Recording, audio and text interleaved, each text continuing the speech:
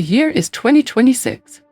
In the sprawl of Neo City, the sky is never dark, lit by 1,000 digital billboards screaming for attention.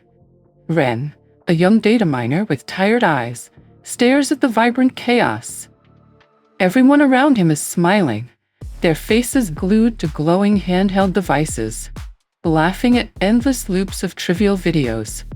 To the casual observer, it looks like a utopia of constant entertainment. But Ren knows better. He feels the invisible threads pulling at his mind, a soft weight that feels increasingly like a trap.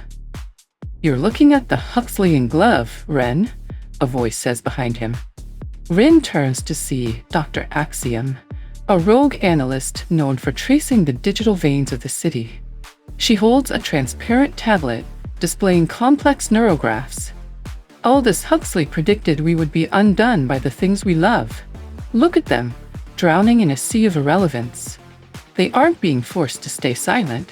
They've simply lost the will to speak about anything that matters. Dr. Axiom taps her screen, bringing up a mathematical formula. Reward prediction error. "This is how they keep you scrolling," she explains. "The algorithms are designed to exploit your midbrain. When you find a video that's better than you expected, your brain releases a surge of dopamine. It's a learning signal that conditions you to keep swiping, seeking that next hit. It's not just social media, it's an algorithmic dopamine economy. Your attention is the world's most valuable and most exploited resource." They board a high-speed train, but the atmosphere inside is eerie. A passenger next to Ren is staring at a screen, his pupils dilated, his thumb twitching in a rhythmic infinite scroll motion.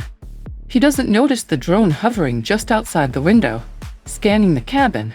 "This is the poverty of attention," Axiom whispers. "Information is everywhere, but the capacity for critical thought is being fragmented into 15-second bursts. The public business has become a vaudeville act, and serious conversation is treated as a nuisance." "But the glove has a lining," Dr. Axiom says, leading Ren off the train into a restricted industrial sector. The bright neon fades, replaced by cold gray concrete and towering walls of cameras. When the soma of pleasure fails to keep someone in line, the Orwellian fist tightens. George Orwell feared the tyranny of pain, surveillance, censorship, and state coercion. In Neo City, these two systems don't compete, they collaborate. Ren looks at a terminal embedded in a wall. It displays a grid-style social management interface. He sees a list of names, scores, and red-colored warnings. "The social credit system," Ren mutters. Axiom nods. "It tracks everything. Traffic offenses, shopping habits, even who you talk to. Gaining points for praising the state, losing points for dishonest behavior. If your score drops too low, the glove comes off. You're blacklisted from travel, shamed on public screens, and isolated from society." They enter a hidden biolab where glass tubes pulse with amber light.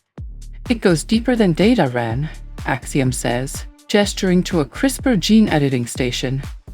"This is the ultimate convergence, using biotechnology to create a biological caste system, just as Huxley envisioned in his Bokanovsky's process.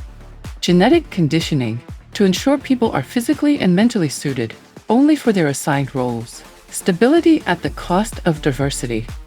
A world of alphas and epsilons, pre-designed for compliance."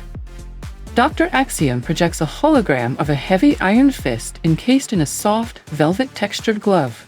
"The hybrid model," she declares. "The state uses the Huxleyan seduction of pleasure to keep the masses supine, but the Orwellian boot is always laced and ready. We adore the technologies that undo our capacity to think, and in doing so, we feed the Big Brother state the very data it needs to perfect our containment. It is the perfect tyranny, one that people will fight to protect." "Is there a way out?" Ren asks, his voice trembling. Axiom opens a hidden compartment in her tablet, revealing a decentralized code string, decentralized networks, zero-knowledge proofs, and blockchain encryption. "We use the same technology they use for control, to build shields for autonomy. We create spaces where power is too diffuse for any big brother to grasp. It's a struggle for the very soul of the 21st century. We must stop being, quote, participatory in our own oppression.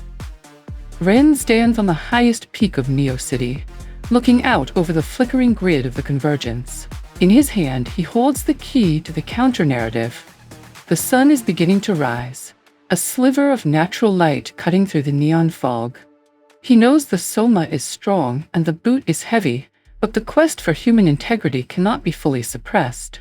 With a single tap, he begins to upload the truth. The investigation is over. The resistance begins.